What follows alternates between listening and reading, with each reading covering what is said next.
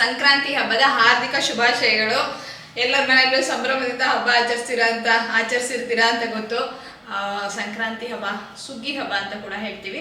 ಸುಗ್ಗಿ ಹಬ್ಬದ ದಿವಸ ಹುಗ್ಗಿ ಕೂಡ ತಿಂದಾಗಿರುತ್ತೆ.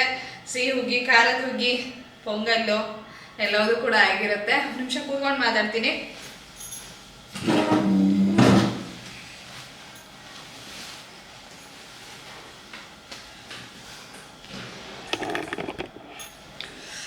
ಸೊ ಮನೆಗಳಿಗೆ ಹೋಗಿ ಎಳ್ಬೀರಿದ್ದು ಆಗಿರುತ್ತೆ. ಇವಾಗ ಟೈಮು 8:45, 8:15 ಆಯಿತು.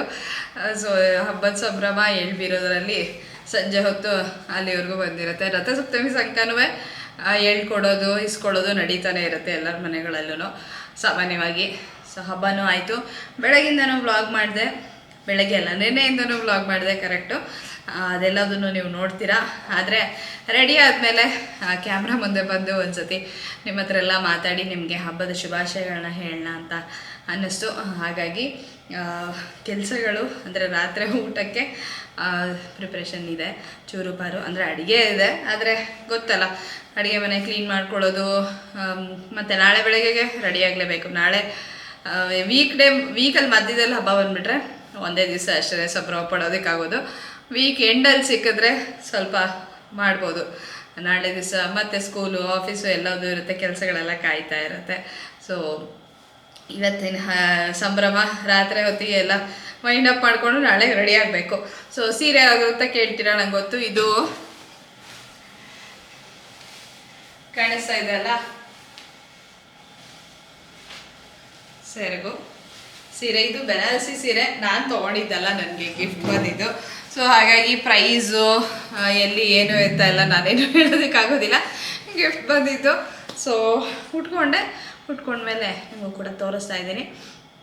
ಇನ್ನೇನು ನೀವೆಲ್ಲ ಹೇಗೆ ಹಬ್ಬವನ್ನು ಆಚರಿಸಿದ್ರಿ, ಯಾವ ಹೇಗೆಲ್ಲ ಸಂಭ್ರಮ ಪಟ್ರಿ ಅಂತ ಹೇಳಿ ಖಂಡಿತ ಕಾಮೆಂಟ್ ಸೆಕ್ಷನ್ ಬರ್ದು ತಿಳಿಸಿ. ಹಿಂದಿನ ವ್ಲಾಗಲ್ಲಿ ಸುಮಾರು ಜನ ಕಾಮೆಂಟ್ ಮಾಡಿ ನಿಮ್ಮ ಅಭಿಪ್ರಾಯಗಳನ್ನ ತಿಳಿಸಿದ್ರಿ. Thank you so much. ಒಂದು 2-3 ಕ್ವೆಶ್ಚನ್ನು ಇತ್ತು. ಐ ಥಿಂಕ್ ಕಾಮೆಂಟ್ ಸೆಕ್ಷನಲ್ಲೇ ಉತ್ತರ ಕೊಟ್ಟೆ ಅನ್ಕೋತೀನಿ.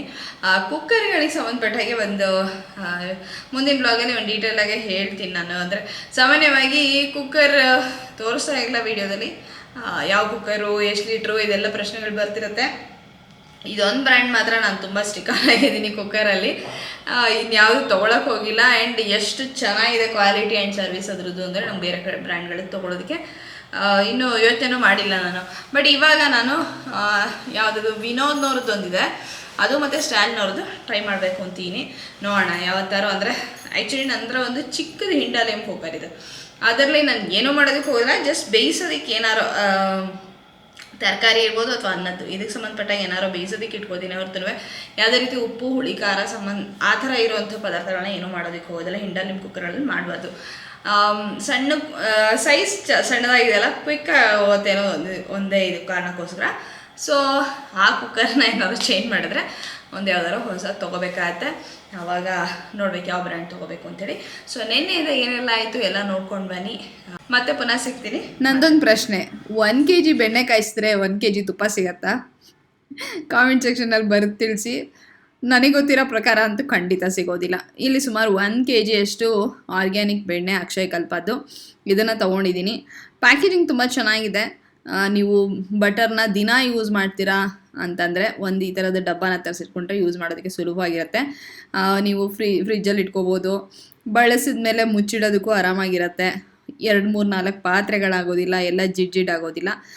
ಆದರೆ ನಾವು ಈ ಥರ ಬೆಣ್ಣೆ ತರಿಸಿ ಕಾಯಿಸಿ ತುಪ್ಪ ಮಾಡ್ತೀವಿ ಅನ್ನೋರಿಗೆ ಸ್ವಲ್ಪ ಜಾಸ್ತಿನೇ ವೇಸ್ಟೇಜ್ ಆದಂಗೆ ಅಂತ ಅನಿಸುತ್ತೆ. ಪ್ಲಾಸ್ಟಿಕ್ ವೇಸ್ಟ್ ನಾವು ಕ್ರಿಯೇಟ್ ಮಾಡ್ದಂಗೆ ಅನಿಸುತ್ತೆ. ಸೊ 1 kg ಬೆಣ್ಣೆನ ಕಾಯಿಸಿದ್ರೆ ಖಂಡಿತ 1 kg ತುಪ್ಪ ಬರೋಲ್ಲ. ಅದನ್ನು ಕರೆಕ್ಟಾಗಿ ನಮ್ಮ ಮನೆಗಳಲ್ಲಿ ಘಮ ಘಮ ಅಂತ ವಾಸನೆ ಬರೋ ಹಾಗೆ. ವಾಸನೆ ಅಂದ ತಕ್ಷಣ ವಾಸನೆ ಅನ್ನಬಾರ್ದು, ಸುವಾಸನೆ ಅಂತ ಅಂದ್ಬಿಡಿ. ವಾಸನೆ ಅಂತಂದರೆ ನೀವು ಅದನ್ನು, ದುರ್ವಾಸನೆ ಅಂದರೆ ಕೆಟ್ಟ ವಾಸನೆ, ಸುವಾಸನೆ ಅಂದರೆ ಒಳ್ಳೆ ವಾಸನೆ. ಆದರೆ ಬರೀ ವಾಸನೆ ಅಂತ ಹೇಳಿದ್ರೆ ಅದೇನು ದುರ್ವಾಸನೆ ಆಗೋದಿಲ್ಲ, ಸರಿನಾ? ಸೊ ಒಳ್ಳೆ ವಾಸನೆ ಬರೋ ಹಾಗೆ ಘಮ ಘಮ ಅಂತ ಅದನ್ನು ಮನೇಲಿ ಕಾಯಿಸಿ ಎಲ್ಲ ಮಾಡಿದಾಗ ಖಂಡಿತ 1 kg ಬೆಣ್ಣೆಗೆ 1 kg ತುಪ್ಪ ಬರೋದಿಲ್ಲ. ಆದರೆ ಮಾರ್ಕೆಟ್ಗಳಲ್ಲಿ ಅವರು ಪೂರ್ತಿಯಾಗಿ ಕಾಯಿಸಿರೋದಿಲ್ಲ. ಅಂದರೆ ನಾವು ಮನೆಗಳಲ್ಲಿ ಎಷ್ಟು ಕಾಯಿಸ್ತೀವೋ ಅಷ್ಟು ಕಾಯಿಸಿರೋದಿಲ್ಲ, ಸ್ವಲ್ಪ ಕಡಿಮೆನೇ ಇರುತ್ತೆ. ಮೋಸ್ಟ್ಲಿ ಅವ್ರುಗಳಿಗೆ ಅದೇ ಟಾರ್ಗೆಟ್ ಇರುತ್ತೆ ಅನಿಸುತ್ತೆ. 1 kg ಬೆಣ್ಣೆ ಕಾಯಿಸಿದ್ರೆ ಮ್ಯಾಕ್ಸಿಮಮ್ ಅಂದರೆ 900 ಚಿಲ್ಲರೆ ಎಷ್ಟಾರೋ ತುಪ್ಪ ಬರಬೇಕು ಅನ್ನೋದು ಒಂದು ಟಾರ್ಗೆಟ್ ಇರುತ್ತೋ ಗೊತ್ತಿಲ್ಲ. ನನಗೆ ಯಾವಾಗಲೂ ಹೊರಗಡೆಯಿಂದ ಎಷ್ಟೇ ಒಳ್ಳೆ ತುಪ್ಪ ತಂದರು, ಅಂದರೆ A2 ಇರ್ಬೋದು, ಆರ್ಗ್ಯಾನಿಕ್ಕೋ ಅಥವಾ ಆರ್ಗ್ಯಾನಿಕ್ ಅಲ್ಲದೆ ಇರೋದು ಯಾವುದೇ ತಂದರೂ ಕೂಡ ಸ್ವಲ್ಪ ಕಡಿಮೆ ಕಾಯಿಸಿದ್ದಾರೆ. ಒಂಥರ ಆ ಒಂದು ಹಸಿ ವಾಸನೆ ಇನ್ನೂ ಇದೆ ಅಂತ ಅನ್ನಿಸ್ತೇನೆ ಇರುತ್ತೆ. ಎಷ್ಟು ಬ್ರ್ಯಾಂಡ್ಗಳು ಟ್ರೈ ಮಾಡಿದ್ದೀನಿ ನಾನು, ಪೂರ್ತಿಯಾಗಿ ಕಾಯಿಸೋದೇ ಕಡಿಮೆ. ಅದನ್ನು ನೀವು ಮತ್ತೆ ತಂದ್ಬಿಟ್ಟು ಮನೇಲಿ ಕಾಯಿಸಿದ್ರೆ ಅದೇನು ಅಷ್ಟು ಚೆನ್ನಾಗಿ ಅನಿಸೋದಿಲ್ಲ. ಸೊ ಈ ಪ್ರಯತ್ನದಲ್ಲಿ ಮನೇಲಿ ಕಾಯಿಸ್ಬೇಕು ಅಂತ ಅಂದ್ಕೊಳ್ತಿರ್ತೀನಿ. ಕೆಲವೊಮ್ಮೆ ಆಗುತ್ತೆ, ಕೆಲವೊಮ್ಮೆ ಆಗೋದಿಲ್ಲ. ಈ ಸತಿ ಅಂತೂ ಭಾರಿ ದಿವಸದ ಮೇಲೆ ಮನೇಲಿ ಕಾಯಿಸೋಣ ಅಂತೇಳಿ ಅದು ನನ್ನ ಕಸಿನ್ ಮನೇಲಿ ಒಬ್ಬರು ಮನೇಲಿ ನೋಡಿದೆ, ಅವರು ಇದನ್ನು ಟ್ರೈ ಮಾಡಿದರು. ತುಂಬ ಚೆನ್ನಾಗಿತ್ತು ತುಪ್ಪ. ಸರಿ ನಾನು ಮಾಡಿ ನೋಡ್ತೀನಿ, ಜೊತೆಗೆ ನಿಮ್ಗಳಿಗೂ ಹೇಳ್ದಾಗತ್ತೆ ಅಂಥೇಳಿ. ಅದು ಹಬ್ಬ ಶುರುವಾಗೋದಕ್ಕೆ ಮುಂಚೆ ತುಪ್ಪ, ಎಣ್ಣೆ, ಮನೆ ಇರೋವಂಥ ದಿನಸಿ ಸಾಮಾನುಗಳನ್ನೆಲ್ಲ ಒಂದು ಸತಿ ನೋಡ್ಕೊಂಡಿರ್ತೀವಲ್ವ, ಯಾವುದಿರುತ್ತೆ ಯಾವುದಿಲ್ಲ ಅಂಥೇಳಿ. ಸೊ ಬೆಣ್ಣೆ ಅದಕ್ಕೆ ಕಾಯೋದಕ್ಕೆ ಇಟ್ಟಿದ್ದೀನಿ. ನಮ್ಮಲ್ಲಿ ತುಪ್ಪ ಖಾಲಿಯಾಗೋಗಿತ್ತು. ದೇವ್ರ ನೈವೇದ್ಯಕ್ಕೆ ಇದಕ್ಕೆಲ್ಲ ಬೇರೆದು ಸಪ್ರೇಟಾಗಿ ಒಂದು ಬಾಟ್ಲು ತರೋದಂತೂ ಇದ್ದೇ ಇರುತ್ತೆ. ಇದು ನಮಗೆ ತಿನ್ನೋದಕ್ಕೆ, ನಮ್ಮ ಬಳಕೆಗೆ ಅಂಥೇಳಿ ಸರಿ ಬೆಣ್ಣೆನ ಕಾಯಿಸಿ ತುಪ್ಪನ ಮಾಡೋಣ ಅಂಥೇಳಿ ನಾವು ತಿಂದು ಬಳಸೋ ಅಂಥದ್ದನ್ನು ದೇವರಿಗೆ ನೈವೇದ್ಯಕ್ಕಾಗಲಿ ಅಥವಾ ದೀಪ ಹಚ್ಚೋದಕ್ಕಾಗಲಿ ಬಳಸೋದಕ್ಕಾಗೋದಿಲ್ಲ. ಅದಕ್ಕೆ ಸಪ್ರೇಟಾಗಿ ತರೋದು ಹಾಗೇ ಆಗುತ್ತೆ. ಸೊ ಬೆಣ್ಣೆ ಕಾಯಿಸ್ಬೇಕಾದ್ರೆ ಮೊದಲನೇದಾಗಿ ಒಂದು ದಪ್ಪ ತಳ ಇರೋ ಪಾತ್ರೆನ ತೊಗೊಳ್ಳೇಬೇಕು. ತೆಳ್ಳಗಿರೋ ಪಾತ್ರೆಯಲ್ಲಿ ಕಾಯಿಸೋ ಅಂಥ ರಿಸ್ಕ್ ಮಾತ್ರ ತೊಗೋಬೇಡಿ, ಸೀದೋಗ್ಬಿಡುತ್ತೆ ತುಂಬ ಬೇಗ. ಆಮೇಲೆ ಒಲೆ ಊರಿನ ಸಾಧ್ಯವಾದಷ್ಟು ಸಣ್ಣಗಿಟ್ಕೊಳ್ಳಿ. ಸಿಮ್ನಲ್ಲಿಟ್ರಂತೂ ಒಳ್ಳೆಯದು. ಸ್ವಲ್ಪ ಸಮಯ ತೊಗೊಳುತ್ತೆ, ಆದರೆ ತುಂಬ ಚೆನ್ನಾಗಿ ಕಾಯುತ್ತೆ. ಒಲೆ ಊರಿನ ಚೂರು ಜೋರು ಮಾಡ್ತೀರಾ ಅಂತಂದ್ರೂ ಒಲೆ ಮುಂದೆ ನಿಂತ್ಕೊಂಡೇ ಕೆಲಸ ಮಾಡಿ, ಮತ್ತೆ ಊರಿನ ಸಣ್ಣಗೆ ಮಾಡ್ಕೊಳ್ಳಿ. ಬೆಣ್ಣೆ ತುಪ್ಪ ಮಾಡಬೇಕು ಅಂತಂದರೆ ಫಸ್ಟ್ ಆ್ಯಂಡ್ ಫಾರ್ಮೋಸ್ಟ್ ಇದು ಒಲೆ ಊರಿನ ಸಿಮ್ನಲ್ಲಿ ಇಟ್ಕೊಳ್ಳೋದು. ಇದಿದ್ಬಿಟ್ರೆ ತುಪ್ಪ ನಿಮ್ಮದು ಚೆನ್ನಾಗ್ತಾ ಅಂದರೆ ಬೆಣ್ಣೆ ಚೆನ್ನಾಗಿ ಕಾದು ತುಪ್ಪ ಆಗ್ತಾ ಹೋಗುತ್ತೆ. ಸ್ವಲ್ಪ ಹೊತ್ತು ಕಾದಾದಮೇಲೆ ನೊರೆ ಎಲ್ಲ ಮೊದಲು ಎಷ್ಟು ಬಂದಿತ್ತಲ್ಲ ಅದೆಲ್ಲವೂ ಕೂಡ ಈಗ ಕ್ಲಿಯರ್ ಆಗೋಗಿದೆ. ಹಾಗೆ ತುಪ್ಪಕ್ಕೆ ನಾನು ಏನನ್ನೂ ಹಾಕೋದಿಲ್ಲ. ಅಂದರೆ ಕೆಲವರು ಅರಿಶಿನ ಹಾಕ್ತಾರೆ, ಏಲಕ್ಕಿ ಹಾಕ್ತಾರೆ, ವೀಳ್ಯದೆಲೆ ತೊಟ್ಟನ್ನು ಹಾಕ್ತಾರೆ, ಏನೇನೋ ಇರುತ್ತಲ್ವ. ಈ ಥರ ಎಲ್ಲ ನಾನೇನು ಹಾಕೋದಕ್ಕೆ ಹೋಗೋದಿಲ್ಲ. ಯಾಕೆಂದರೆ ಸ್ವೀಟ್ ಏನಾದ್ರು ಮಾಡಬೇಕಾದ್ರೆ ನಾವು ಇದೇ ತುಪ್ಪನ ಬಳಸ್ತೀವಿ ನಮ್ಮಲ್ಲಿ. ಆವಾಗ ಏನಾಗುತ್ತೆ ಅಂದರೆ ಅದ್ರ ಫ್ಲೇವರೆಲ್ಲ ಪಾಯಸಕ್ಕೋ ಅಥವಾ ಏನೊಂದು ಸ್ವೀಟ್ ಮಾಡ್ತೀವೋ ಅದಕ್ಕೆ ಬಂದ್ಬಿಡುತ್ತೆ, ಚೆನ್ನಾಗಿ ಅನ್ಸೋದಿಲ್ಲ. ಹಾಗಾಗಿ ತುಪ್ಪನ ಅಂದರೆ ಪ್ಲೈನಾಗೇ ಇಟ್ಟಿರ್ತೀನಿ, ಏನೂ ಹಾಕೋದಿಲ್ಲ. ಸುಮಾರು ಹೊತ್ತಾದಮೇಲೆ ನೊರೆ ಎಲ್ಲ ಎಷ್ಟು ಕಡಿಮೆ ಆಗೋಗಿದೆ ನೋಡಿ. ಇದಾದಮೇಲೆ ಕೂಡ ಇನ್ನೂ ಒಂದು 10 ನಿಮಿಷಗಳ ಕಾಲ ಒಲೆ ಊರಿನಲ್ಲಿ ಅಂದರೆ ತುಂಬ ಕಡಿಮೆ ಇಟ್ಕೊಂಡೆ ಕಾಯಿಸಿದೆ. ಈ ನೊರೆ ಎಲ್ಲ ಕಂಪ್ಲೀಟಾಗಿ ಅಂದರೆ ಹೊಟ್ಟೋಗಿ ಫುಲ್ಲು ಕ್ಲಿಯರ್ ಆಗುತ್ತೆ. ಆ ಒಂದು ಯೆಲ್ಲೋ ಕಲರ್ ಬರುತ್ತೆ, ತುಂಬ ಚೆನ್ನಾಗತ್ತೆ. ಇನ್ಫ್ಯಾಕ್ಟ್ ನಾನು ಅದು ಸೋಸಿದ್ದೆಲ್ಲ ಇಲ್ಲಿ ರೆಕಾರ್ಡ್ ಮಾಡೋದನ್ನು ಮರ್ತುಬಿಟ್ಟಿದ್ದೀನಿ. ಮುಂದೆ ಯಾವ್ದಾರ ಒಂದು ಬ್ಲಾಗಲ್ಲಿ ತುಪ್ಪ ಹೇಗಾಗಿದೆ ಅಂತ ಖಂಡಿತ ತೋರಿಸ್ತೀನಿ. ತುಂಬ ಚೆನ್ನಾಗಿದೆ, ತುಂಬ ಘಮ ಅಂತ ಮರಳಾಗಿ ಒಳ್ಳೆ ವಾಸನೆ ಇದೆ. ನೀವು ಕೂಡ ಬೆಣ್ಣೆ ತರಿಸಿ ಟ್ರೈ ಮಾಡಿ ನೋಡ್ಬೋದು. 200 ಗ್ರಾಮ್ಗೆ 230 ರುಪೀಸ್ ಏನೋ ಇತ್ತು. ಅಂದರೆ 1 kgಗೆ 1000 ಚಿಲ್ಲರೆಷ್ಟು ಬರ್ತಾ ಹೋಗುತ್ತೆ.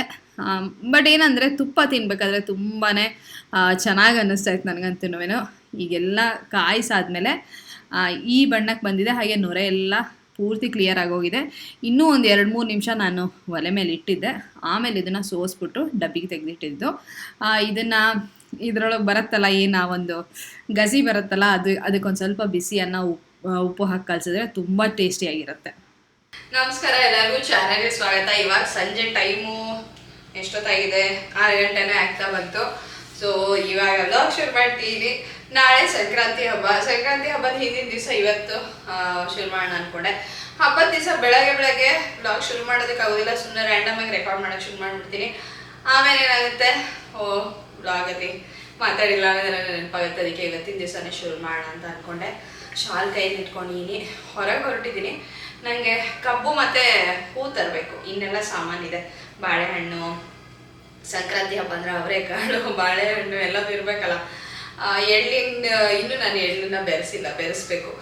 ಈ ಸತಿ ಅಂತೂ ಒಂಥರ ಎಕ್ಸಾಮ್ ಹಿಂದಿನ ದಿವಸ ಓದೋ ಸ್ಟೂಡೆಂಟ್ ಥರ ಆಗ್ಬಿಟ್ಟಿದ್ದೀನಿ ನಾನು. ಒಂದು ದಿವಸ ಮುಂಚೆನಾದ್ರೂ ಸಾಮಾನ್ಯ ರೆಡಿಯಾಗಿರುತ್ತೆ. ಈ ಸತಿ ಇನ್ನೊಂದು ಏನಾಯ್ತು ಅಂದರೆ ಬಿಸಿಲೇ ಇಲ್ಲ, ಅದೇ ಒಂದು ಇದಾಗೋಯ್ತು. ಹೆಚ್ಚೆಲ್ಲ ಇಟ್ಕೊಂಡ್ರು ಬಿಸಿಲಿಗೆ ಬಿಸಿಲಲ್ಲಿ ಅದನ್ನು 1-2 ಸತಿ ಬಿಸಿಲಲ್ಲಿ ಹಿಡ್ದೇನೆ ಮಿಕ್ಸ್ ಮಾಡೋದಕ್ಕೆ ಮನಸ್ಸು ಬರೋದಿಲ್ಲ. ಸೊ ಇವತ್ತು ಬೆಳಗ್ಗೆ ಸ್ವಲ್ಪ ಬಿಸಿಲು ಬಂತು, ನೆನ್ನೆ ಸ್ವಲ್ಪ ಬಂತು. ಸೊ ಇವಾಗ ರಾತ್ರಿ ಬಂದಮೇಲೆ ಎಲ್ಲ ಕೂಡಿಸಿ ಇಡೋಣ ಅಂತ ಅಂದ್ಕೊಂಡಿದ್ದೀನಿ. ಬೆಲ್ಲ 1-2 ಹಚ್ಚೋ ಸಾಲಲ್ವೇನೋ ಹೆಚ್ಕೋಬೇಕೇನೋ ಅನ್ನೋದು ಕೂಡ ಒಂದು ಡೌಟ್ ಇದೆ ತಲೆಯಲ್ಲಿ, ನೋಡಬೇಕು. ಮೋಸ್ಟ್ಲಿ ಸಾಕಾಗತ್ತೆ. ಸಾಲಿಲ್ಲ ಅಂದರೂ 1-2 ಹೆಚ್ಚೋದಕ್ಕೆ ಜಾಸ್ತಿ ಸಮಯ ಬೇಕಾಗೋದಿಲ್ಲ. ಸೊ ಇವಾಗ ಹೊರಗೆ ಹೋಗಿ 2 ಸಾಮಾನು ತರಬೇಕು. ಅಡುಗೆ ಮನೆ ಸ್ವಲ್ಪ ಮೆಸ್ಟಪ್ ಆಗಿದೆ. ಬೆಳಗಿಂದ ನನಗೆ ಅಡುಗೆ ಮನೇಲಿ ಏನು ಜಾಸ್ತಿ ಕೆಲಸ ಮಾಡೋದಕ್ಕಾಗಲಿಲ್ಲ. ಅಂದರೆ ಅಡುಗೆ ತಿಂಡಿ ಎಲ್ಲ ಮುಗಿಸಿದ್ಮೇಲೆ ಹೊರಗೆ ಹೋಗಿದೆ, 2-3 ಕೆಲಸ ಆಯಿತು ಅಂತೇಳಿ. ಸೊ ಚಿಕ್ಕ ಪುಟ್ಟ ಕೆಲಸಗಳೇ ಆದ್ರೂ ಹೊರಗೆ ಹೋಗಿ ಒಂದ್ಸತಿ ಬರೋದು ಅಂದರೆ ಒಂದು ಅರ್ಧ ದಿವಸ ಹೋದಂಗೆ ಆಗ್ಬಿಡುತ್ತೆ. ಸೊ ಹಾಗಾಗಿ ಏನು ಮಾಡೋಕ್ಕಾಗಲಿಲ್ಲ. ಚಳಿ ಜೋರಾಗಿದೆ. ನಮ್ಮ ಮನೆ ಒಳಗಡೆ ಸ್ವಲ್ಪ ಚಳಿ ಜಾಸ್ತಿನೇ ಅನಿಸುತ್ತೆ. ಹೊರಗೆ ಹೋದರೆ ಇಷ್ಟು ಚಳಿ ಅಂತ ಅನ್ಸೋದಿಲ್ಲ, ಆದರೂ ಹೊರಗೆ ಹೋದಾಗ ಚಳಿ ಅನಿಸುತ್ತೇನೋ ಅಂತೇಳಿ ಶಾಲ್ ಇಟ್ಕೊಂಡಿದ್ದೀನಿ. ಶಾಲ್ ಹೊತ್ಕೊಂಡ್ರೆ ಸ್ವಲ್ಪ ಆರಾಮಾಗಿರುತ್ತೆ ಜಾಕೆಟ್ ಹಾಕೊಳ್ಳೋದಕ್ಕೆ ಅಂತ ಹೇಳಿ. ಅಂದರೆ ಕುರ್ತಾ ಎಲ್ಲ ಹಾಕೊಳ್ಳೋಕೆ ಶಾಲ್ ಹೊತ್ಕೊಟ್ರೆ ನನಗೇನು ಅದು ಚೆನ್ನಾಗಿ ಅನಿಸುತ್ತೆ, ಅಂದರೆ ಜಾಕೆಟ್ ಎಲ್ಲ ಹಾಕೊಳ್ಳೋದಕ್ಕಿಂತ. ಸೊ ಇದಿಷ್ಟು ಅಪ್ಡೇಟ್ಸು. ನೆನ್ನೆ ಬೆಣ್ಣೆನ ಕಾಯಿಸಿ ತುಪ್ಪ ಮಾಡಿದೆ ಎಷ್ಟೋ ದಿವಸ ಆದಮೇಲೆ. ಒಂದು ಟೈಮಲ್ಲಿ ಹಾಲಲ್ಲಿರೋ ಕೆನೆ ಎಲ್ಲ ಕಲೆಕ್ಟ್ ಮಾಡಿ ಬೆಣ್ಣೆನೂ ತೆಗೆದು ತುಪ್ಪನೂ ಟ್ರೈ ಮಾಡಿ ಅವೆಲ್ಲ ಮಾಡ್ತಿದ್ದೆ.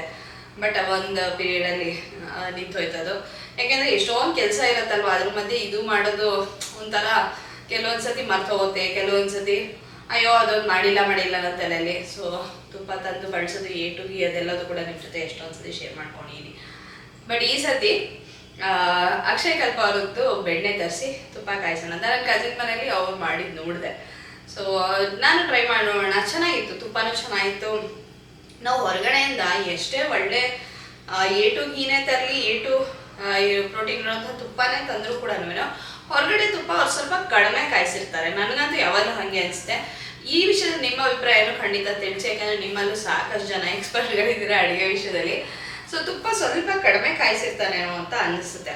ಮನೇಲಿ ನಾವು ಅವ್ರು ಯಾಕೆ ಕಡಿಮೆ ಕಾಯಿಸ್ತಾರೆ ಅಂದರೆ ಅವ್ರಿಗೆ ಕರೆಕ್ಟಾಗಿ ಕಾಯಿಸ್ಬಿಟ್ರೆ ತೂಕ ಕಡಿಮೆ ಆಗುತ್ತಲ್ಲ, ಅದಕ್ಕೆ. ನಮಗೆ ಮನೇಲಿ ಇನ್ನೊಂಚೂರು ಜಾಸ್ತಿ ಕಾಯಿಸಿರ್ತೀವಿ, ಆ ಒಂದು ಕರೆಕ್ಟಾಗಿ ಹದವಾಗಿ ಕಾಯಿಸಿದಾಗ ಅದ್ರ ರುಚಿನೇ ಬೇರೆ. ಹೊರಗಡೆ ತುಪ್ಪನ ನೀವು ಒಂದು ಸ್ವಲ್ಪ ಅದ್ರ ಹದ ಒಂಥರ ಈ ಮೇಣ ಅಂತಿರ್ತೀವಿ ನಾವು, ಮೇಣ ಇದ್ದಂಗೆ ಇರುತ್ತೆ ಅಂತ ಹೇಳಿ ಆ ಥರ ಫೀಲ್ ಆಗ್ತಿರ್ತೀವಿ. ಕ್ವಾಲಿಟಿ ಇರುತ್ತೆ, ಒಳ್ಳೆಯದೇ ಇರುತ್ತೆ, ಬಟ್ ಸ್ವಲ್ಪ ಕಡಿಮೆನೇ ಅವ್ರುಗಳು ಕಾಯಿಸೋದು ಹೊರಗಡೆ ಸಿಗೋ ತುಪ್ಪಗಳು. ಸೊ ತುಪ್ಪಕ್ಕೆ ನೆನೆ ಅದನ್ನು ಅಕ್ಷಯ ಕಲ್ಪಕ್ಕೆ ಕಾಯಿಸಿದೆ ತುಂಬ ದಿವಸ ಆದಮೇಲೆ. ಆಮೇಲೆ ಇನ್ನೇನು ಮಾಡಿದೆ, ಹೀಗೆ ಹಬ್ಬದ ಪ್ರಿಪ್ರೇಷನ್ಗಳು ಚಿಕ್ಕ ಪುಟ್ಟದ್ದು ನಡೀತಾನೆ ಇದೆ. ಸೊ ಈ ಬ್ಲಾಗ್ ಕಂಟಿನ್ಯೂ ಆಗುತ್ತೆ. ನಾಳೆ ಹಬ್ಬ. ಸೊ ಹಬ್ಬದ ದಿವಸ ಹುಗ್ಗಿ ಮಾಡಬೇಕು. ಇದು ಇರ್ತದ್ದು ಅವರೆಕಾಳು ಹಾಕಿ ಪೊಂಗಲು ಮಾಡ್ಬೋದು, ಅಥವಾ ಹುಗ್ಗಿಗೂ ಪೊಂಗಲ್ಗೂ ಏನು ಡಿಫ್ರೆನ್ಸ್ ಅಂತ ಎಷ್ಟೋ ಜನಕ್ಕೆ ಅನ್ಸುತ್ತೆ. ಹಿಂದೆ ಕೂಡ ಹೇಳಿದ್ದೀನಿ. ಪೊಂಗಲ್ ಸಾಮಾನ್ಯ ಎಲ್ಲರೂ ಒಬ್ಬೊಬ್ರು ಒಂದೊಂದು ಥರ ಮಾಡ್ತಾರೆ, ಅದನ್ನು ಹೇಳೇ ಬಿಡ್ತೀನಿ ಮೊದಲೇ ಡಿಸ್ಕ್ಲೇಮರು. ಹುಗ್ಗಿ ಸಾಮಾನ್ಯ ಸಮ ಪ್ರಮಾಣದಲ್ಲಿ ಹಾಕೋದುಂಟು. 1:1, 1 ಅಕ್ಕಿ 1 ಬೇಳೆ ಹಾಕಿ ಮೆಣಸು ಜೀರಿಗೆ ಎಲ್ಲ ಹಾಕಿ ಬೇಯಿಸಿ ಅದ್ರ ಜೊತೆಗೆ ಕಾಯಿ ಬೆಲ್ಲ. ಅಂದರೆ ಹುಗ್ಗಿಗೆ ಅಂದರೆ ಅದು ಸ್ವಲ್ಪ ಉಪ್ಪು ಹಾಕ್ತಾರೆ, ಕೆಲವರು ಉಪ್ಪು ಹಾಕಲ್ಲ. ಅದ್ರ ಜೊತೆ ಕಾಯಿ ಬೆಲ್ಲದ ಜೊತೆ ತಿಂದರೆ ಸಿಹಿ ಹುಗ್ಗಿ. ಅದೇ ಹುಣಸೆ ಗೊತ್ತು ಮಾಡ್ಕೊಂಡು ಅದ್ರ ಜೊತೆ ನೆಂಚ್ಕೊಂಡು ತಿಂದರೆ ಖಾರದ ಹುಗ್ಗಿ. ಈ ಥರನೂ ಉಂಟು. ಪೊಂಗಲ್ಲು ಅರ್ಧ ಬೇಳೆ 1 ಅಕ್ಕಿ ಹಾಕೋರು ಇರ್ತಾರೆ, 1 ಅಕ್ಕಿಗೆ 1 ಬೇಳೆ ಹಾಕೋದು ಇದ್ದಾರೆ. ಮೊನ್ನೆ ಯಾರೋ ಒಬ್ರು ಹೇಳ್ತಿದ್ರು, ಕೇಳಿಸ್ಕೊಂಡು ಆಶ್ಚರ್ಯ ಆಯಿತು, 2 ಬೇಳೆಗೆ 1 ಅಕ್ಕಿ ಹಾಕೋದು ಅಂತಿದ್ರು. ಸೊ ಹೀಗೆ ವೇರಿಯೇಷನ್ ಇರುತ್ತೆ. ಹುಗ್ಗಿ ಹಬ್ಬ, ಸುಗ್ಗಿ ಹಬ್ಬ, ನಾಳೆ ಸಂಕ್ರಾಂತಿ ಹಬ್ಬದ ಹಾರ್ದಿಕ ಶುಭಾಶಯಗಳು. ಈ ಬ್ಲಾಗ್ನ ನೀವು ಹಬ್ಬ ಆದ್ಮೇಲೆ ಡೆಫಿನೆಟಾಗಿ ನೋಡ್ತೀರಾ, ಪರವಾಗಿಲ್ಲ. ಸಂಕ್ರಾಂತಿ ಹಬ್ಬ ಎಲ್ಲರದ್ದು ಚೆನ್ನಾಗಿರುತ್ತೆ ಅಂತ ಅಂದ್ಕೊಳ್ತೀನಿ. ಸೊ ಎಳ್ಳು ಬೆಲ್ಲ ಕೊಟ್ಟು ಒಳ್ಳೆ ಮಾತಾಡುತ್ತಾರೆ. ಎಳ್ಳು ಬೆಲ್ಲ ಕೊಟ್ಟು ಒಳ್ಳೆ ಮಾತಾಡಬೇಕು. ವರ್ಷದ 365 ದಿನಗಳು ಕೂಡ ಒಳ್ಳೆ ಮಾತಾಡಬೇಕು. ಸೊ ಇಷ್ಟು ಹೇಳ್ತಾ ಬ್ಲಾಗ್ಗೆ ಸ್ವಾಗತ. ಈ ಬ್ಲಾಗು ಕಂಟಿನ್ಯೂ ಆಗುತ್ತೆ. ಸಂಕ್ರಾಂತಿ ಹಬ್ಬಕ್ಕೆ ಬಾಳೆಹಣ್ಣಂತೂ ಬೇಕೇ ಬೇಕು. ಇನ್ಯಾವ ಹಣ್ಣು ತರ್ತಿರೋ ಇಲ್ವೋ, ಬಾಳೆಹಣ್ಣಂತೂ ತರಲೇಬೇಕು. ಸೀಸನಲ್ಲಿ ಕೂಡ ಅಂತ ಹೇಳ್ಬೋದು. ಬಾಳೆಹಣ್ಣು ಇವಾಗ ಏಲಕ್ಕಿ ಬಾಳೆಹಣ್ಣು, ಪುಟ್ಟ ಬಾಳೆಹಣ್ಣು, ಪಚ್ಚ ಬಾಳೆಹಣ್ಣು ಯಾವ್ದಾರು ಆಗಿರ್ಬೋದು, ಬಾಳೆಹಣ್ಣಂತೂ ಬೇಕೇ ಬೇಕು. ಬಾಳೆಹಣ್ಣು ಎಲ್ಲ ಕಡೆ ಇತ್ತು. ಅದಕ್ಕಿಂತ ಇನ್ನೂ ಅಟ್ರಾಕ್ಟಿವ್ ಆಗಿ ಕಾಣ್ತಿದೆ ಅಂದರೆ ಕಬ್ಬಿನ ಜಲ್ಲೆಯ ರಾಶಿ. ಕಬ್ಬು, ಬಾಳೆಹಣ್ಣು, ಎಳ್ಳು ಕೊಡೋದು, ಸಕ್ಕರೆ ಹೆಚ್ಚು ಅಂತೂ ಕೊಡೋದು. ನೈವೇದ್ಯಕ್ಕೆ ಕೆಲವ್ರ ಮನೆಗಳಲ್ಲಿ ಎಲ್ಚಿ ಹಣ್ಣು, ಅವರೆಕಾಯಿ, ಗೆಣಸು ಎಲ್ಲದೂ ಕೂಡ ಇಟ್ಟಿರ್ತಾರೆ. ಕೊಡಬೇಕಾದ್ರೂ ಕೂಡ ಕೊಡೋದುಂಟು. ಕಬ್ಬಿನ ಜಲ್ಲೆ ರಾಶಿ ಇತ್ತು. ಇದೆಲ್ಲದು ಕೂಡ ಶಾಪಿಂಗ್ ಮಾಡ್ಕೊಂಡು ಬರಬೇಕು. ಸಂಕ್ರಾಂತಿ ಹಬ್ಬ ಅಂದರೆ ಇದೆ ಅಲ್ವಾ. ಜೊತೆಗೆ ಹೂವು ಪೂಜೆಗೆ ಅಂಥೇಳಿ ಎಲ್ಲದೂ ಇದ್ದೇ ಇರುತ್ತೆ. ಚಿಕ್ಕ ಪುಟ್ಟ ಅಕಸ್ಮಾತ್ ಎಳ್ಳು ಹಾಕೋದಕ್ಕೆ ಕವರ್ ತರೋದು ಮರ್ತಿದ್ದೀವಿ ಅಂದರೆ ಕವರು, ಹೀಗೆ ಅಥವಾ ಪುಟ್ಟ ಬಾಕ್ಸು, ಈ ಥರ ಒಂದಲ್ಲ ಒಂದು ಲಿಸ್ಟು ಮುಂದುವರಿತಿರುತ್ತೆ. ಇದು ಮಾರನೇ ದಿವಸದ ವೀಡಿಯೋ ಕ್ಲಿಪ್ ಇದು. ನಂಗೆ ಅವತ್ತಿನ ದಿವಸ ಎಳ್ಳನ್ನು ಬೆರೆಸೋದಕ್ಕಾಗಲಿಲ್ಲ. ಸ್ವಲ್ಪ ಅದನ್ನೆಲ್ಲ ಜಾಲಿಸಿ ಎಲ್ಲ ಕ್ಲೀನ್ ಜಾಲಿಸಿ ಅಂತಂದರೆ ಜರಡಿಲಿ ಅಕಸ್ಮಾತ್ ಪುಡಿ ಏನಾರು ಇದ್ದರೆ ಜರಡಿ ಹಿಡ್ಕೊಂಡ್ರೆ ಬೆಲ್ಲದ ಪುಡಿ ಕೊಬ್ಬರಿ ಪುಡಿ ಏನಾರು ಇರುತ್ತಲ್ಲ ಅದೆಲ್ಲ ಹಾಗೆ ಉದುರು ಹೋಗುತ್ತೆ. ಸೊ ಅದನ್ನು ಎಲ್ಲ ಮಾಡೋದಕ್ಕೆ ಆಗಲಿಲ್ಲ ನನಗೆ, ಬೆಳಗ್ಗೆ ಬೇಗ ಎದ್ದು ಮಾಡೋಣ ಅಂಥೇಳಿ ಹಾಗೆ ಅದನ್ನು ಬೆಳಗ್ಗೆ ಎದ್ದ ತಕ್ಷಣ ಮಾಡ್ತಾಯಿದ್ದೀನಿ. ಮೊಟ್ಟ ಮೊದಲನೇ ಕೆಲಸನೇ ಅಂದರೆ ಸ್ನಾನ ಎಲ್ಲ ಮಾಡಿ ಅಫ್ಕೋರ್ಸ್ ಮಾಡಿ ಇದನ್ನು ಎಳ್ಳನ್ನು ಎಲ್ಲದನ್ನು ಬೆರೆಸಿ ರೆಡಿ ಮಾಡಿಕೊಂಡ್ರೆ ಪೂಜೆಗೆ ನೈವೇದ್ಯಕ್ಕೆ ತಯಾರಾದಾಗೆ. ಹಾಗೆ ನೈವೇದ್ಯಕ್ಕೆ ಸಿಹಿ ಪೊಂಗಲ್ ಮಾಡೋಣ ಅಂದ್ಕೊಂಡೆ. ಈ ಸತಿ ಏನು ಹುಗ್ಗಿ ಅಂದರೆ ಖಾರ ಹುಗ್ಗಿ ಸಿಹಿ ಹುಗ್ಗಿ ಆ ಥರ ಏನು ಮಾಡ್ಕೊಳ್ಳಲ್ಲ, ಈ ಥರ ಸ್ವಲ್ಪ ಪೊಂಗಲ್ನ ಮಾಡಿಬಿಟ್ಟು ಬೆಲ್ಲ ಎಲ್ಲ ಹಾಕಿ ಅದನ್ನೇ ನೈವೇದ್ಯಕ್ಕೆ ಇಡೋಣ ಅಂಥೇಳಿ ಅದನ್ನು ಮಾಡ್ತಾಯಿದ್ದೀನಿ. ಕುಕ್ಕರ್ನಲ್ಲಿ ಮಾಡ್ತಾಯಿದ್ದೀನಿ. ಓಪನ್ನಾಗಿ ಪಾತ್ರೆಯಲ್ಲಿ ಮಾಡಿದ್ರೆ ಸ್ವಲ್ಪ ಸಮಯ ತೊಗೊಳುತ್ತೆ. ಹಾಗಾಗಿ ನಾನು ಕುಕ್ಕರ್ನಲ್ಲಿ ಇಲ್ಲಿ 1 ಕಪ್ಪು ಬೇಳೆಗೆ 1 ಕಪ್ ಅಕ್ಕಿನ ತೊಳೆದೇ ಹಾಕ್ಕೊಂಡಿದ್ದೆ. ನಾನು ಇದನ್ನು ತೊಳೆದು ಆಮೇಲೆ ತುಪ್ಪದಲ್ಲಿ ಹುರ್ಕೊಳ್ತಾ ಇದ್ದೀನಿ. ಆಮೇಲೆ ಒಂದು 200 ml ಅಷ್ಟು 1/4 ಲೀಟ್ರಷ್ಟು ಅಂತೂ ಹಾಕ್ಬೋದು, ಹಾಲನ್ನು ಹಾಕೋಬೇಕು. ಹಾಲು ಹಾಕ್ಕೊಂಡ್ಮೇಲೆ ಬೇಯೋದಕ್ಕೆ ಎಷ್ಟು ಬೇಕೋ ಅಕ್ಕಿ ಮತ್ತು ಬೇಳೆಗೆ ಅಷ್ಟು ನೀರನ್ನು ಹಾಕ್ಕೊಳ್ತಾ ಇದ್ದೀನಿ. ಸ್ವಲ್ಪ ನೀರು ಹೆಚ್ಚು ಕಡಿಮೆ ಆದರೂ ಪರವಾಗಿಲ್ಲ, ಏನು ತೊಂದರೆ ಇಲ್ಲ. ನೀವು ಆಮೇಲೆ ಮತ್ತೆ ಪುನಃ ನೀರನ್ನು ಸೇರಿಸ್ಕೋಬೇಕಾಗತ್ತೆ. ಅಂದರೆ ಪೊಂಗಲ್ ಅದಕ್ಕೆ ನಮ್ಗೆ ಎಷ್ಟು ಬೇಕೋ ಅಷ್ಟು ನೀರು ಹಾಕ್ಕೊಳ್ಳೇಬೇಕಾಗತ್ತಲ್ಲ. ಸಾಮಾನ್ಯ 1 ಕಪ್ ಅಕ್ಕಿಗೆ 3 ಕಪ್ ನೀರನ್ನು ಹಾಕಿರ್ತೀವಿ. ಜೊತೆಗೆ ಬೇಳೆ ಕೂಡ ಇನ್ನೊಂದು ಕಪ್ಪು 4 ಕಪ್ ಹಾಕೋಬೋದು. ನಾನಿಲ್ಲಿ ಅಂದಾಜಿನಲ್ಲೇ ಹಾಕ್ತಾಯಿದ್ದೀನಿ. ನೀರೆಲ್ಲ ಹಾಕಿದ್ಮೇಲೆ ಇದನ್ನು ನಾನು ಕುಕ್ಕರ್ ಮುಚ್ಚಳನ ಮುಚ್ಚಿ 2ರಿಂದ 3 ವಿಸಲ್ನ ಕೂಗಿಸ್ಕೊತೀನಿ. ನೋಡಿ ನಿಮ್ಮ ಮನೆಯಲ್ಲಿ ಎಷ್ಟು ಅಂದರೆ ಬೇಳೆ ಅಕ್ಕಿ ಎಲ್ಲ ಚೆನ್ನಾಗಿ ಬೇಯೋದಕ್ಕೆ ಎಷ್ಟು ಬೇಕೋ ಅದನ್ನು ನೀವು ನೋಡ್ಕೋಬೋದು. ಯಾಕೆಂದರೆ ಬೆಲ್ಲ ಹಾಕೋದ್ರಿಂದ ಆಮೇಲೆ ಇದು ಅಕ್ಕಿ ಮತ್ತು ಬೇಳೆ ಎಲ್ಲ ಸ್ವಲ್ಪ ಗಟ್ಟಿಯಾಗೋ ಸಾಧ್ಯತೆ ಇರುತ್ತೆ. ಹಾಗೆ ಸ್ವಲ್ಪ ಮೆತ್ತಿಗೆ ಬೇಯಿಸ್ಕೋಬೇಕಾಗತ್ತೆ. ಈಗ ಕುಕ್ಕರ್ ಕೂಲಾಗಿದೆ. ನಂತರ ಈ ಕುಕ್ಕರಲ್ಲಿರೋಂಥ ಬೇಳೆ ಮತ್ತು ಅಕ್ಕಿಯ ಮಿಶ್ರಣನ ಒಂದು ಬಾಣಲೆಗೆ ಹಾಕ್ಕೊಂಡಿದ್ದೀನಿ. ಯಾಕೆ ಅಂತಂದರೆ ಆಮೇಲೆ ಅದಕ್ಕೆ ಸ್ವಲ್ಪ ನೀರು ಹಾಕಿ ಹದ ಇದು ಮಾಡಿ ಮತ್ತು ಬೆಲ್ಲ ಎಲ್ಲ ಸೇರಿಸಿ ಚೆನ್ನಾಗಿ ಕೈ ಆಡಿಸ್ತಿರ್ಬೇಕಾಗತ್ತೆ. ಕುಕ್ಕರಲ್ಲಿ ಸ್ವಲ್ಪ ಕಷ್ಟ ಆಗುತ್ತಲ್ವ, ಅದಕ್ಕೆ ಆಮೇಲೆ ಕುಕ್ಕರ್ ನನಗೆ ಅಡುಗೆಗೆ ಬೇಕಾಗತ್ತೆ. ಇನ್ನೇನಾರು ಅನ್ನನೋ ಬೇಳೆನೋ ಏನು ಬೇಯಿಸ್ಕೊಳ್ಳೋದಿದ್ರೆ ಕೆಲಸಕ್ಕೆ, ಅದಕ್ಕೇ ಇಲ್ಲಿ ನಂಗೆ ಬಿಸಿಬೇಳೆಭಾತ್ ಮಾಡಬೇಕು ಅಂತ ಪ್ಲ್ಯಾನ್ ಇದ್ದಿದ್ದರಿಂದ ಅದಕ್ಕೆ ಕುಕ್ಕರ್ ಬೇಕಾಗತ್ತೆ. ಹಾಗಾಗಿ ನಾನು ಕುಕ್ಕರ್ನಿಂದ ಟ್ರಾನ್ಸ್ಫರ್ ಮಾಡ್ಕೊಂಡಿದ್ದೀನಿ. ಈಗ ಇದಕ್ಕೆ ನೀರನ್ನು ಹಾಕ್ಕೊಳ್ತಾ ಇದ್ದೀನಿ. ಕುಕ್ಕರಲ್ಲೆಲ್ಲ ಅಂಟ್ಕೊಂಡಿರುತ್ತಲ್ಲ ಅದನ್ನೆಲ್ಲ ಏನಕ್ಕೆ ಹಾಗೆ ಬಿಡಬೇಕು ಅಂತೇಳಿ ಅದಕ್ಕೂ ಕೂಡ ಒಂದು ಸ್ವಲ್ಪ ನೀರು ಹಾಕಿ ಅದನ್ನು ಸೆಟ್ ಮಾಡ್ಕೊಳ್ತಾ ಇದ್ದೀನಿ. ಈಗ ನಾನು ಒಂದು 3 ಸ್ಪೂನಷ್ಟು ದೊಡ್ಡ ಚಮಚದಷ್ಟು ತುಪ್ಪನ ಹಾಕ್ಕೊಳ್ತಾ ಇದ್ದೀನಿ. ನೀವು ಇದಕ್ಕೆ ಧಾರಾಳವಾಗಿ ತುಪ್ಪನ ಹಾಕೋಬೋದು, ಭಾರಿ ರುಚಿಯಾಗಿರುತ್ತೆ. ತಿನ್ನಬೇಕಾದ್ರೂ ಅಷ್ಟೇ, ನೋಡೋದಕ್ಕೆ ಕೂಡ ಅಷ್ಟೇ ಚೆನ್ನಾಗಿರುತ್ತೆ. ಆದರೆ 3 ಚಮಚ ಸಾಕು. ಇನ್ನೊಂದು ಚಮಚ ನಾನು ಇದಕ್ಕೆ ಗೋಡಂಬಿ ಕೊಬ್ಬರಿ ಎಲ್ಲ ಹುರಿದು ಹಾಕ್ತೀನಲ್ಲ, ಬಾದಾಮಿ ಹಾಕ್ಬೋದು, ದ್ರಾಕ್ಷಿ ಹಾಕ್ಬೋದು, ಅದನ್ನೆಲ್ಲ ಹುರಿದು ಹಾಕ್ತೀವಲ್ಲ ತುಪ್ಪದಲ್ಲಿ, ಆವಾಗ ಹಾಕ್ತೀನಿ ನಾನು. ಆವಾಗಲೂ ಕೂಡ ಒಂದು ದೊಡ್ಡ ಚಮಚದಷ್ಟು ತುಪ್ಪನ ಹಾಕ್ಕೊಳ್ತೀನಿ. ಈಗ ಇದಕ್ಕೆ ಬೆಲ್ಲದ ಪುಡಿ ಸೇರಿಸ್ಕೋತಾ ಇದ್ದೀನಿ, ಅಥವಾ ಅಚ್ಚ ಬೆಲ್ಲ ಅಥವಾ ಗೊತ್ತಿಲ್ಲ ನೀವು ಯಾವ ಬೆಲ್ಲನ ಉಪಯೋಗಿಸ್ತಿರೋ. ಪುಡಿ ಮಾಡಿ ಹಾಕ್ಕೊಂಡ್ರೆ ಬೇಗ ಕರಗಿ ಹೋಗುತ್ತೆ. ನನ್ನ ಹತ್ರ ಪೌಡ್ರ್ ಆಗಿರೋಂಥ ಬೆಲ್ಲನೇ ಇದೆ. ಅದು ಏನು ಕ್ಲೀನ್ ಆಗಿದೆ ಅಂದರೆ ಕಲ್ಲಿಗಿಲ್ಲ ಏನೂ ಇಲ್ಲ. ಅಕಸ್ಮಾತ್ ಕಲ್ಲೇನಾರು ಇರುತ್ತೆ ಅಂದರೆ ಅದನ್ನು ನೀರಿನಲ್ಲಿ ಕರಗಿಸಿ ಸೋಸಿ ಸೇರಿಸ್ಕೋಬೇಕಾಗತ್ತೆ, ಇಲ್ದಿದ್ರೆ ಕಲ್ಲೆಲ್ಲ ಬಂದ್ಬಿಡತ್ತಲ್ವ. ಹಾಗಾಗಿ ಆಮೇಲೆ ಇದೆಲ್ಲ ಚೆನ್ನಾಗಿ ಕುದ್ದು ಈ ರೀತಿ ತಯಾರಾದಮೇಲೆ ಇದಕ್ಕೊಂದು ಒಗ್ಗರಣೆನ ಹಾಕ್ಕೊಳ್ತಾ ಇದ್ದೀನಿ. ಗೋಡಂಬಿ ಮತ್ತು ಒಣ ಕೊಬ್ಬರಿ ಈ ಥರ ಹೆಚ್ಚಿ ತುಪ್ಪದಲ್ಲಿ ಕರೆದು ಹಾಕಿದ್ರೆ ಚೆನ್ನಾಗಿರುತ್ತೆ ಅಂಥೇಳಿ ನಿಮ್ಮಲ್ಲೇ ಒಬ್ಬರು ನನಗೆ ತುಂಬ ಹಿಂದೆ ಕಾಮೆಂಟ್ ಮಾಡಿ ತಿಳಿಸಿದ್ರಿ. ಅದಾದಮೇಲಿಂದ ನಾನು ಹೀಗೆ ಮಾಡ್ತೀನಿ. ಇಲ್ಲ ಅಂದರೆ ತುರಿದಿರೋಂತಹ ಕೊಬ್ಬರಿನ ಅಕ್ಕಿ ಮತ್ತು ಬೇಳೆ ಏನು ಮಿಶ್ರಣ ಇರುತ್ತಲ್ಲ ಅದಕ್ಕೆ ಸೇರಿಸ್ಕೊಂಡ್ಬಿಡ್ತೀನಿ. ಈಗ ಪೊಂಗಲ್ ತಯಾರಾಯಿತು.